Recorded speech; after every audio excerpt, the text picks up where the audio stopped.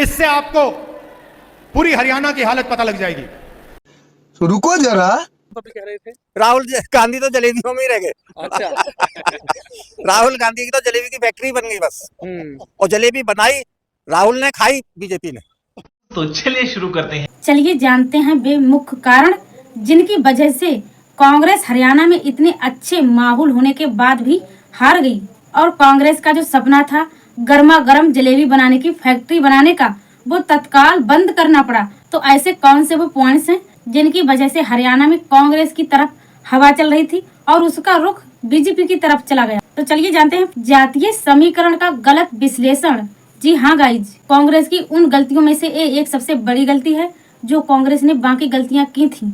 इस चुनाव में कांग्रेस जाति समीकरण साधने में पूरी तरह से विफल रही क्योंकि कांग्रेस ने अपना पूरा फोकस जाट समुदाय और मुस्लिम समुदाय पर ही रखा, जबकि हरियाणा में जाट 22% के आसपास ही हैं।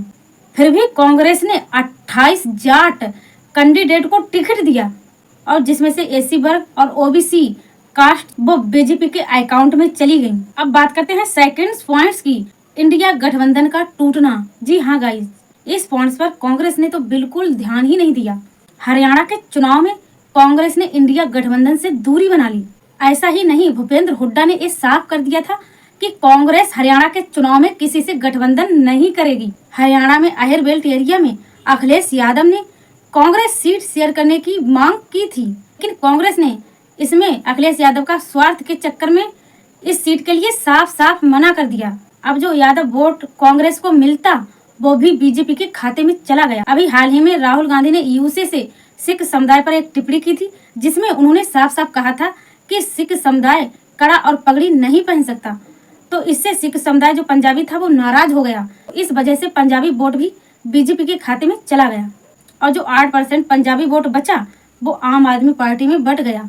ऐसा ही नहीं, इस बार केजरीवाल ने भी कांग्रेस का वोट जमकर काटा। हालांकि आम आदमी पार्टी भी इस चुनाव में नाकाम रही।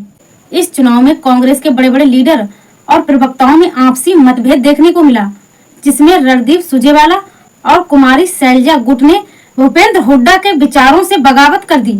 सुरजेवाला ने खुद को सीएम बनाने की कांग्रेस से मांग कर दी और कुमारी शैलजा 15 दिन हरियाणा के चुनाव प्रचार से दूर रही, जिससे ऐसी वोट के बीच गलत मैसेज गया। अब जानते हैं नेक्स्ट पॉइंट्स के बारे में। बागी नेताओं पर ध्यान न देना। कांग्रेस ने कुछ अपने पुराने नेताओं के टिकट काट दिए थे, जिससे वो बौखला गए और बागी होकर मैदान में उतर गए। उन नेताओं को देखकर कांग्रेस को लगा कि ये हमारा कुछ नहीं कर सकते। जैसे कि एक कहावत है कि देखकर भी अनदेखा कर देना, उसी प्रकार से कांग्रेस ने इन नेताओं को देखकर भी अनदेखा कर दिया। नतीजन परिणाम यह हुआ कि जीत, अंबाला और केट जैसी सीटों से भी कांग्रेस हार गई। अब बात करते हैं ओवर कॉन्फिडेंस की। इस बार कांग्रेस पार्टी के बड़े बड़े लीडरों के अंदर ओवर कॉन्फिडेंस देखने को बहुत मिला। उसका मुख्य कारण है कि कांग्रेस को लगा किसान आंदोलन और बीजेपी के 10 साल शासन में रहने के बाद एंटी इनकम्बेंसी की वजह से बीजेपी पूरी तरह से डोमिनेट हो जाएगी। इसी वजह से कांग्रेस ने बीजेपी की सोशल इंजीनियरिंग पर बिल्कुल ध्यान नहीं दिया।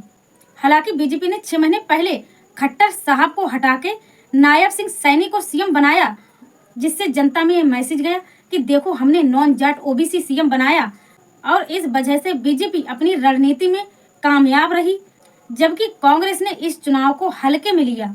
इसीलिए हरियाणा के चुनाव में कांग्रेस की जलेबियां ठंडी पड़ गई। तो इस वीडियो में इतना ही, मिलेंगे हम नेक्स्ट वीडियो में। तब तक के लिए बाय बाय, जय हिंद, जय भारत।